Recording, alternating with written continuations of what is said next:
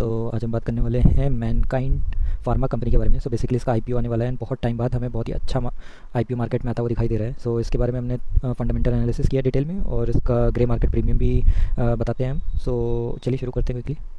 सो सबसे पहले डेट्स ही देख लेते हैं हम। सो इसकी जो आईपीओ की डेट है 25 तारीख से ओपन होगा और 27 तक चलेगा। देन इसकी लिस्टिंग होगी 9 मई को 2023 में। और इसी के साथ जो प्राइस बैंड रखा हुआ है लोअर साइड पे 1026 का है और अपर साइड पे आपका 1080 का है। और मिनिमम जो क्वांटिटी बताई गई है वो 13 क्वांटिटी मिनिमम है जो कि रिटेल इन्वेस्टर्स अप्लाई कर सकते हैं जिसमें। सो मोटे मोटे तौर पर अगर हम देखें सो हमारी लोअर साइड पे 13,338 का प्राइस बैंड बनता है एंड अपर साइड पे हमारा पड़ेगा ये 14,040 का। सो बेसिकली ये रेंज है मिनिमम रेंज जिस पे आप एक स्लॉट में अप्लाई कर सकते हैं। देन हम और कुछ इसकी डेट देखते हैं। सो बेसिकली आइडियल जो बेस्ट टाइम रहता है अप्लाई करने का वो तीसरे दिन ही रहता है, क्योंकि तीसरे दिन हमें पता चल जाता है ग्रे मार्केट प्रीमियम क्या चल रहा है। तो उसमें बहुत ज़्यादा फ्लक्चुएशन होने के चांसेस नहीं रहते हैं। सो कोशिश यही करिएगा कि पहले दूसरे दिन ऑब्जर्व करिएगा 25-26 को, और 27 को आप अप्लाई कर सकते हैं इसमें। सो इसमें टाइमिंग भी दिया हुआ है कि 5 पीएम को जो 27 तारीख को 5 पीएम को क्लोजिंग डे रहेगा। सो कोशिश करिए कि फर्स्ट हाफ में ही 27 तारीख को अगर आप इसमें इंटरेस्टेड हैं तो 27 तारीख को जैसा भी ग्रे मार्केट प्रीमियम चल रहा होगा उसके बेसिस पे फर्स्ट हाफ में मतलब 12 बजे या 1 बजे तक इसमें अप्लाई कर दीजिएगा। और इसका जो फाइनल अलॉटमेंट डेट है वो 3 मई को बताई गई है। तो 3 मई को आपको पता चल जाएगा कि आपको अलॉट होता है या नहीं होता है। और जो जिनको अलॉट नहीं होना होगा उनको रिफंड इनिशिएट हो जाएगा 4 तारीख से, 4 मई से। और जिनको अलॉट हो जाता है सो उनको शेयर्स क्रेडिट हो जाएंगे 8 मई को, और 9 मई को इनकी लिस्टिंग है। सो ये कुछ इंपॉर्टेंट डेट थी। जन एक चीज़ और जो कि काफ़ी इंपॉर्टेंट है, सो आप यहाँ पे अगर ध्यान दोगे सो इसमें क्या रहता है कि आपका जो एंकर इन्वेस्टर है बेसिकली उनकी 1 महीने बाद लॉक इन पीरियड खत्म होता है। तो 1 महीने तक वो सेल आउट नहीं कर सकते हैं, 1 महीने के बाद वो सेल आउट कर सकते हैं। तो ये भी बहुत इंपॉर्टेंट डेट है, इसको नोट करके आप रख लीजिएगा 27 मई। सो बेसिकली 27 मई को जो एंकर इन्वेस्टर्स हैं बेसिकली जो हमारे इंस्टीट्यूशनल इन्वेस्टर्स होते हैं जैसे कि आपके जो बैंकिंग हो गई या फंड मैनेजर्स हो गए हैं जो मोटा पैसा लगाते हैं, तो 1 महीने के बाद लॉक इन खत्म होता है। सो अगर उनको सेल आउट करना हो तो 1 महीने के बाद आपको फ्लक्चुएशंस काफ़ी दिखेंगी। सो जिनका अलॉटमेंट नहीं लगता है और अगर फिर भी वो इंटरेस्टेड हैं इसमें तो फिर वो इस डेट को नोट करके चल सकते हैं, हो सकता है आगे उनको अपॉर्चुनिटीज़ मिल जाए। नज़र डालते हैं कि कंपनी क्या करती है। बेसिकली ऑब्वियस सी बात है कि मैनकाइंड फार्मा इंडस्ट्री से बिलोंग करती है। सो बेसिक आइडिया तो आप लोग को लग गया होगा कि फार्मास्यूटिकल कंपनी है। और I am sure around 70 to 80% लोग इस कंपनी का नाम फॉर श्योर सुने ही होंगे, क्योंकि it's a very well known company in pharma industry. और यहाँ पे आप देखोगे सो डोमेस्टिक सेल्स जो रहती है, जो हमारे इंडिया के अंदर इनकी सेल्स होती है, उसमें ये लार्जेस्ट प्लेयर है इंडिया के अंदर, one of the largest player है। और इनका कंपनी की इस्टेब्लिशमेंट होती है 1991 में, तब से कंपनी एग्जिस्ट करती है और तब से कामकाज कर रही है। बेसिकली इनका पूरा का पूरा जो इंडस्ट्रियल है उसमें तो इनका फार्मास्यूटिकल पे ही काम है पूरा। फार्मास्यूटिकल इंडस्ट्रीज़ में इनका अच्छी पहचान है। और इसी के साथ अगर आप देखोगे तो इनका जो की एरियाज़ है वो क्रॉनिक थेरेपी एरियाज़ पे ये काम करते हैं, और वेरियस जो इनके हेल्थ केयर प्रोडक्ट्स हैं उस पर मेनली फोकस करते हैं। सो ये कुछ की पॉइंट्स हुए कंपनी के बारे में। देन अगर हम देखें कि फार्मास्यूटिकल कंपनी है तो फॉर श्योर इसका R&D सेंटर भी होगा। Basically R&D means research and development centre. So जिसमें ये रिसर्च करते हैं, देन उसके बाद अप्रूवल्स लेने होते हैं उनको। अप्रूवल लेने के बाद फिर वो मार्केट में अपना जो भी नया ड्रग है या जो भी नया प्रोडक्ट है वो लॉन्च कर सकते हैं।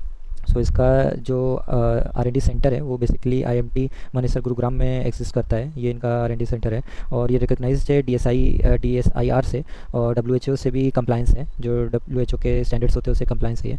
और यहाँ पे की पॉइंट है जिसको आपको नोट करके चलना चाहिए। सो अगर आप देखोगे दिसंबर 31, 2022 में इन्होंने अराउंड 51 फाइलिंग्स करी थी जो कि नए ड्रग्स के लिए थी। सो ऑलरेडी 54 ड्रग्स पे ऑलरेडी इन्होंने काम कर लिया, रिसर्च कर लिया, और उसके लिए इन्होंने वापस अप्रूवल वगैरह के लिए उसकी फाइलिंग कर दी है।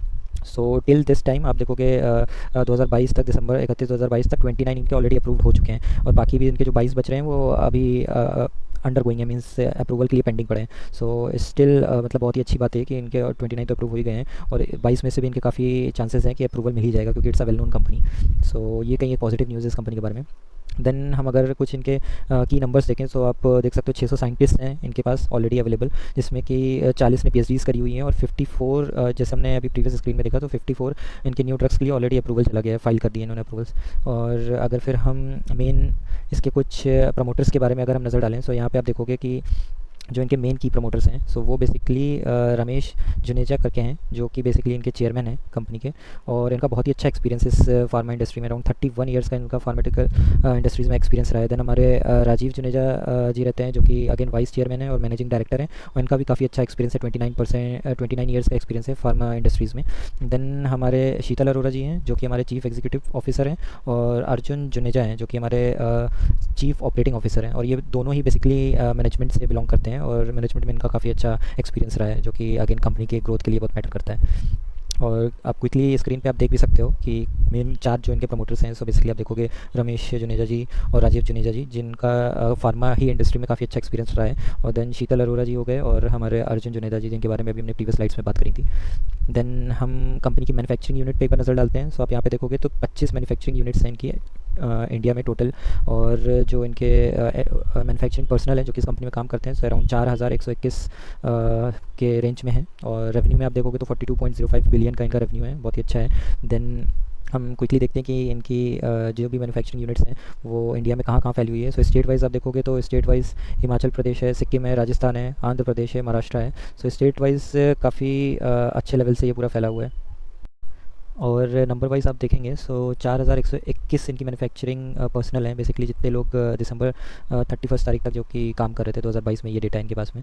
और इसी के साथ हम देखें कि बेसिक किस किस स्पेसिफिक एरियाज़ में इनके प्रोडक्ट्स अवेलेबल हैं। सो डोसेज फॉर्म में रहेगा, देन टैबलेट्स रहेगा, कैप्सूल्स है, सिरप्स है, और सॉफ्ट जेल्स है, हार्ड जेल्स हैं, और क्रीम्स है, कॉन्ट्रासेप्टिव पिल्स हैं। सो ये काफ़ी वाइड रेंज है इनके प्रोडक्ट की जो अवेलेबल है।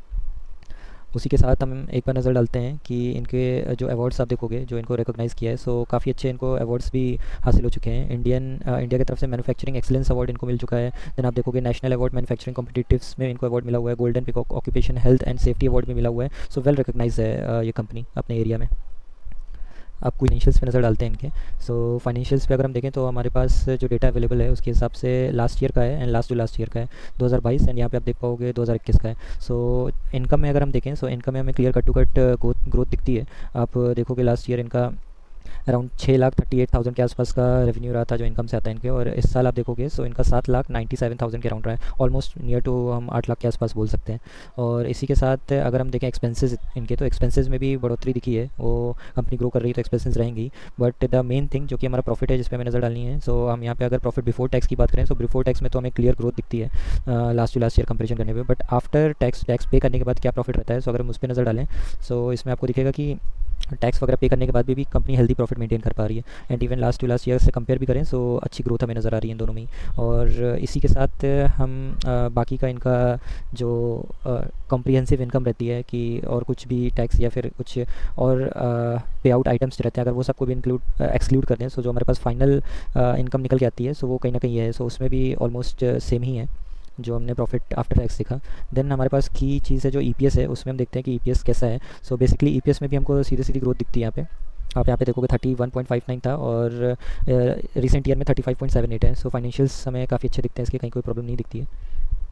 देन इसी के साथ हम क्विकली वीडियो ऑलरेडी बहुत लंबा हो गया है, तो हम क्विकली एक बार इनके प्रोडक्ट्स पे नज़र डालते हैं, क्योंकि प्रोडक्ट्स पे कंपनी के प्रोडक्ट्स क्या हैं उससे हमें बहुत कुछ पता चलता है। सो प्रोडक्ट्स में अगर हम देखें सो सबसे पहले जो कि बहुत ही फेमस है इनके साइड से मैनफोर्स कॉन्डम, और the best thing about this company इनके एडवर्टाइजमेंट जो रहते हैं वो बहुत ही क्वालिटी के रहते हैं। सो आप इसमें देख पाओगे कि एडवर्टाइजमेंट्स के लिए ऑलरेडी इन्होंने काफ़ी जो बड़े अभिनेत्री हैं या अभिनेता हैं उनको ही पिक करते हैं। तो मैनफोर्स कॉन्डम के लिए सनी लियोनी को इन्होंने टाइप कर रखा है एडवर्टाइजमेंट के लिए।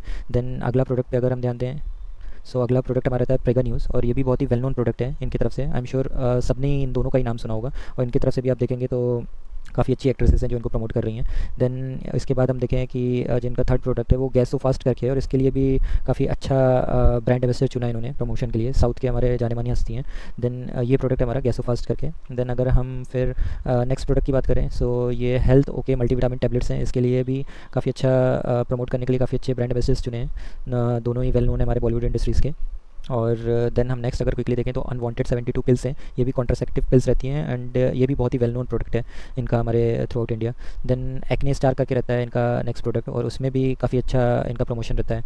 इसी के साथ हम देखें तो कब्स एंड करके इनका एक प्रोडक्ट है जिसको एडवर्टाइज़ करते हैं, और ये बेसिकली कॉन्स्टिपेशंस वगैरह क्लियर रहता है।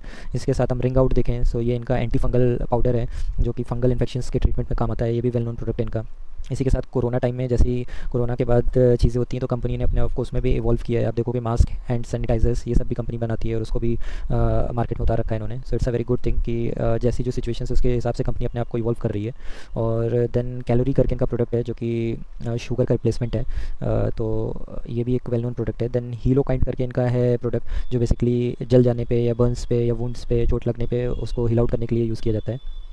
सो ये कुछ इनके प्रोडक्ट्स है। देन हम मेन थिंग जो हमारे लिए बहुत इंपॉर्टेंट है, अगर हम सिर्फ और सिर्फ गेन के लिए जा रहे हैं, लिस्टिंग गेन के लिए जा रहे हैं, सो आप देखोगे सो इसमें जो हमारा करंट का ग्रे मार्केट प्रीमियम चल रहा है वो 90 का चल रहा है, और आज 21 तारीख को भी आज भी इनका 90 का ही था, मैंने रिसेंटली चेकआउट किया है। सो आप देखोगे तो उसके हिसाब से जो ये गेन मतलब जो इनका जो आप कह सकते हो प्राइस वैल्यू जो इन्होंने रखा है उसके हिसाब से अराउंड 8% का गेट करंट टाइम पे हमें मिल रहा है, और इन फ्यूचर हम देखते हैं, नज़र बनाए रहते हैं ग्रे मार्केट प्रीमियम पे। और I am pretty much sure अगर मार्केट थोड़ा सा भी पॉजिटिव रहता है सो कहीं ना कहीं ईजिली हम कह सकते हैं कि 30 से 40% तो ग्रे मार्केट प्रीमियम से रिटर्न निकल ही सकता है। लिस्टिंग इसकी आई एम प्रीटी श्योर कि अराउंड 40-50% तक लिस्टिंग गेन हम इसमें मान के चल सकते हैं, अगर मार्केट बियरिश नहीं होता है, अगर थोड़ा सा भी पॉजिटिव रहता है तो ईजिली कंपनी निकाल के दे सकती है। और मेरे ओपिनियन में अगर हम बात करें सो इसके कुछ की फाइनेंशियल्स हैं, जैसे हमने 21 का देखा था और 22 के साथ कंपेयर किया था, तो यहाँ पे हमें 20 का भी अवेलेबल है। तो उसमें भी हमें कहीं कोई प्रॉब्लम नहीं दिख रही है, हर जगह हमें clear cut to cut increase दिखता हुआ नज़र आ रहा है। यहाँ पे आप देखोगे रेवेन्यू में भी, एसेट में भी और प्रॉफिट में भी हर साल हमें इंक्रीमेंट दिख रहा है। और the best part about this company कि आप आरओसी इसका देखोगे तो आरओसी बहुत ही अच्छा है, बट अभी कुछ प्रॉब्लम चल रही है, स्लो डाउन चल रही है, जिसकी वजह से आरओसी कम हुआ है, लेकिन हमें सेल्स में और प्रॉफिट में हमें कहीं कोई ऐसी प्रॉब्लम नहीं नज़र आती है कि ईयर ऑन ईयर कहीं से प्रॉफिट या सेल्स डिप हुए हैं। So that's a very good sign. बाकी मेरा ओपिनियन तो यही रहेगा कि लिस्टिंग गेन के लिए भी इसमें जाया जा सकता है, और लिस्टिंग गेन के अलावा अगर किसी को इसमें इंटरेस्ट है तो इस कंपनी के बारे में और स्टडी कर सकता है, क्योंकि इसके प्रोडक्ट्स आई एम 100% श्योर, आप में से 95% लोगों को आई एम 100% श्योर कि इसके प्रोडक्ट्स के बारे में जानकारी रही होगी। So it's a very well known company, और इसके फंडामेंटल्स भी काफ़ी स्ट्रॉग है। सो फार्मर्स इंडस्ट्री में अगर आपको एक भी कंपनी नहीं है आपके पास, तो इस कंपनी में अपनी होल्डिंग्स बनाई जा सकती है लॉन्ग टर्म के लिए भी, और लिस्टिंग गेन के लिए तो फॉर श्योर इसमें हम जा ही सकते हैं। तो दोनों साइड से हमारे पास ऑप्शंस हैं। सो इसमें अपना और एनालिसिस करिए, and as per your final conclusion you can always take the actions. So thank you so much guys, इसके साथ हम वीडियो अपना यहीं पे क्लोज करते हैं। और आपको अगर हमारे एफर्ट्स अच्छे लगे, वीडियो पसंद आया, so please appreciate us by liking our video and subscribing to our channel. Thank you so much, bye bye, good night.